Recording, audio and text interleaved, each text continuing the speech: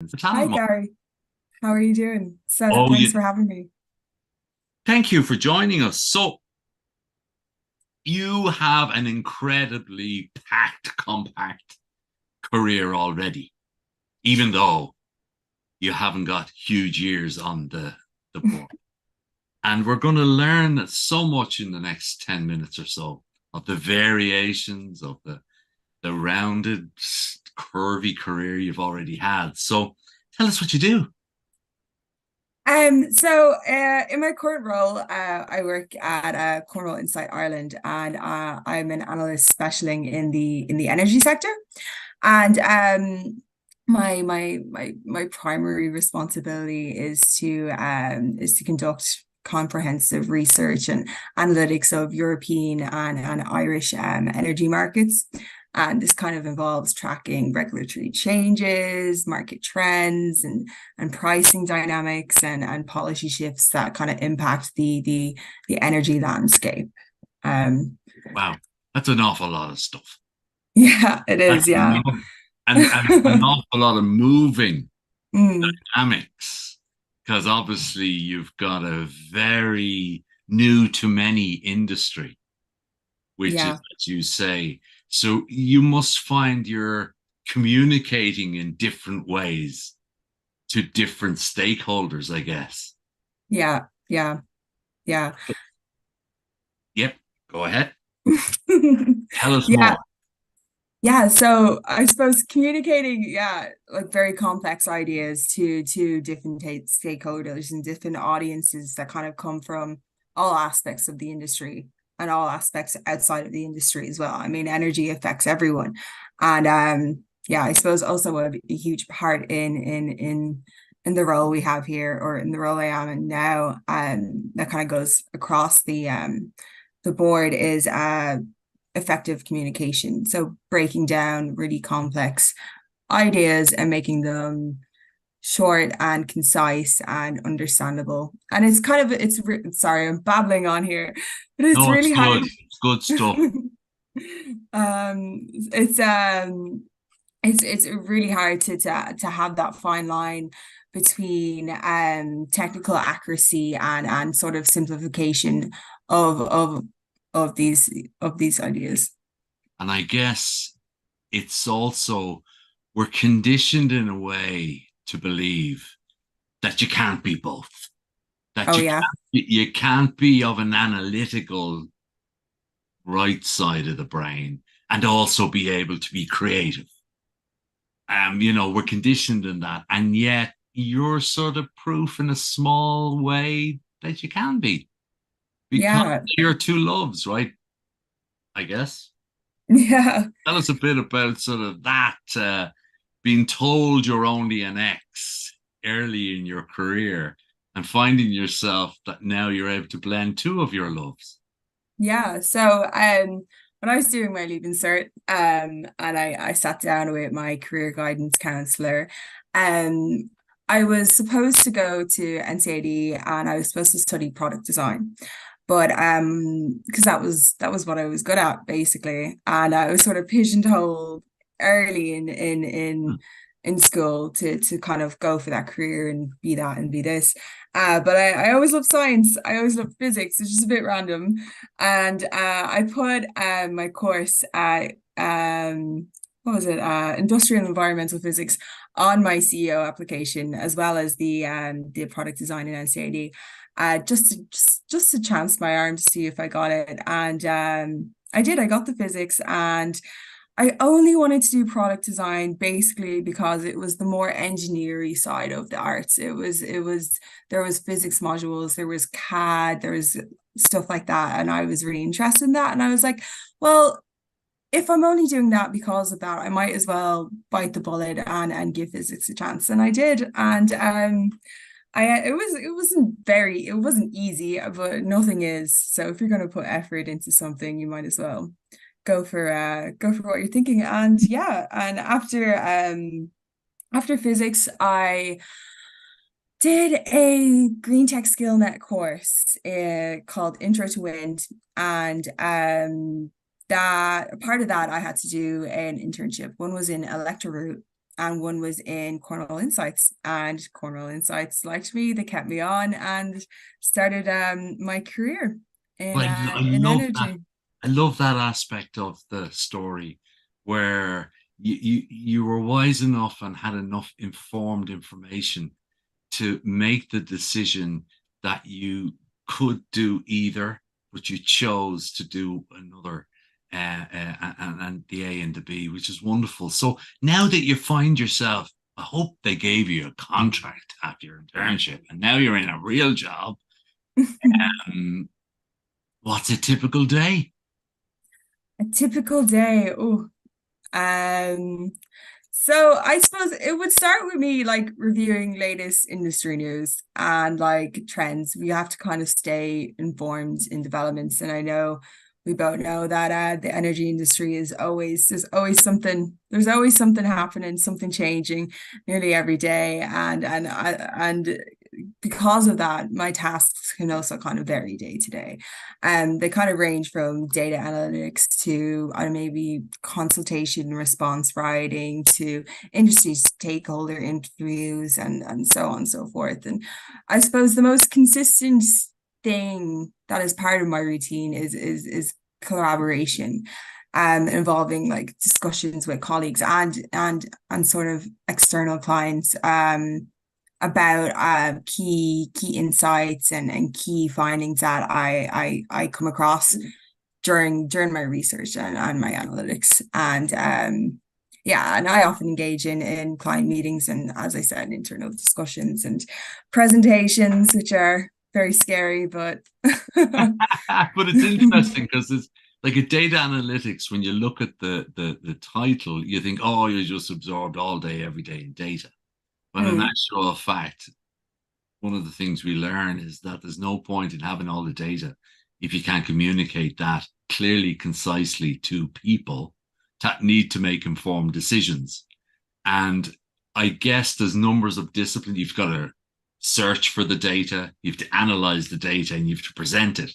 So I'm thinking of my silly, small little brain with the artistic bias you also have is that maybe some of your colleagues are more analytical, more research, and some are more, but I wouldn't think there's very many with a real leaning towards the arts. yeah. There's your, I'm just giving you your absolute KPI. That's it. I'm an artistic data analyst. Ooh, I haven't seen one of them before.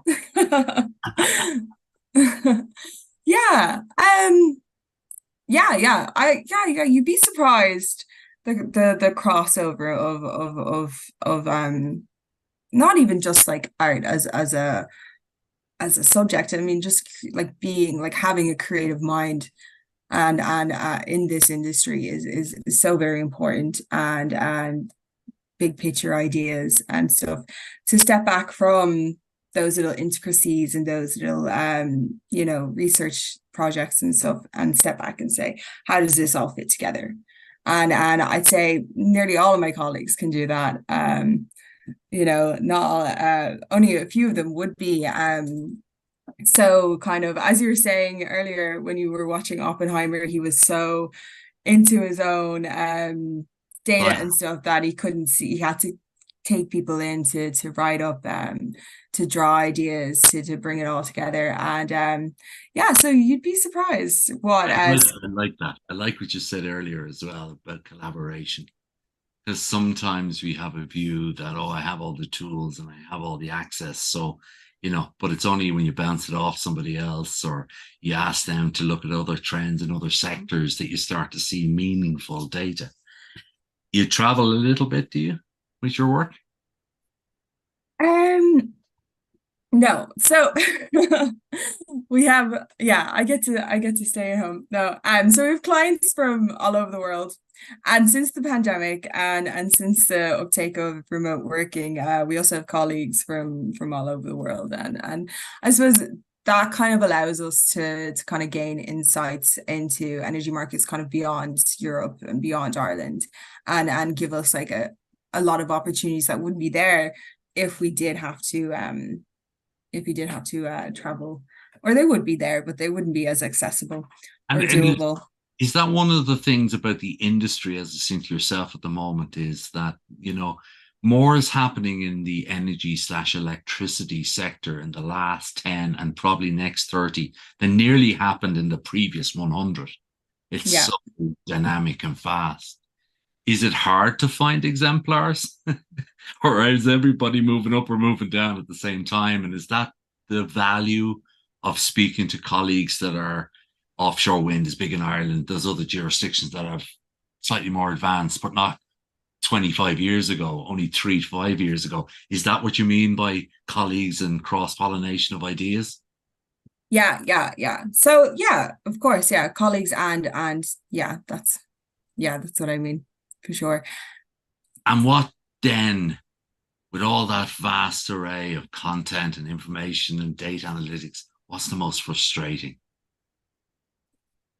The most frustrating about all that. or challenge? What's your biggest challenge, I guess, is the same question.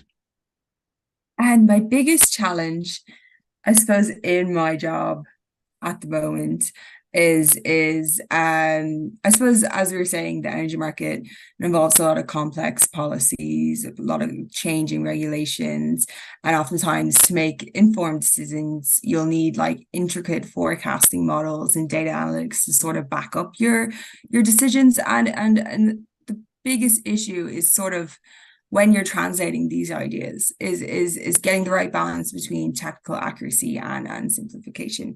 And I suppose it kind of pushes us to consistently refine our communication skills and develop innovative ways to ensure that these insights are understood by um a diverse range of clients. Yeah, from all different industry backgrounds, because energy touches everyone in the industry. I think I said that earlier, but yeah. No, but what I'm loving about this chat is the consistency of words that you've used: collaboration, consistency, presentation, communication skills.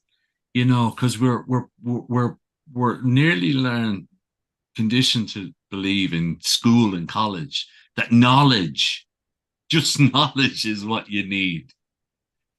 Whereas actually, what you're talking about consistently over and over is collaboration with other colleagues, recognizing people for the different skills, and then how do you communicate it?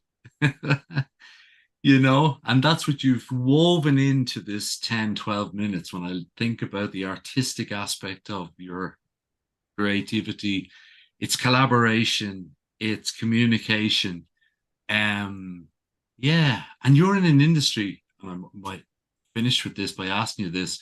You're in an industry nearly that's really gone on a rocket last 10 years, with a role that wasn't even invented nearly 10 years ago. So what do? Do you just grab on to these two rockets and hope you stay on it? I mean, how does one then look? Where'll I be in 3 years? Where'll you be in 3 months? Exactly, yeah. Like, how do you view the near term in terms of your career? In terms of my career, the near term, I suppose I suppose the energy industry, as we know, is constantly changing, constantly moving. Data analytics is constantly changing and constantly moving. And it's kind of sort of spilling into everything we do. And I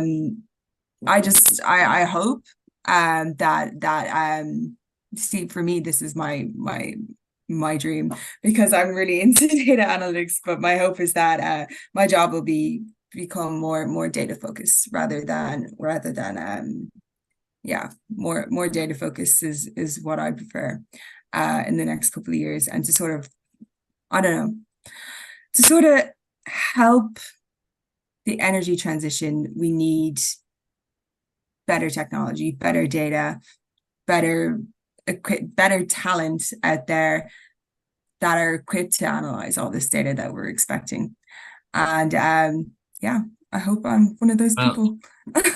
well, that's what I was just going to say. Well, if your next 3 years are anything like the progression your last 3 years, with the mindset that you have, with the collaboration in the center, with communication as being the core objective. I can only wish you the best, but I'm not sure you're going to need any wishing by anybody. It's been fun. It's been informative. Thank you so much, Phoebe. I think you've a wonderful career ahead of you, and thank you for sharing it with me because I've learned a lot. Thank you so much, Garry.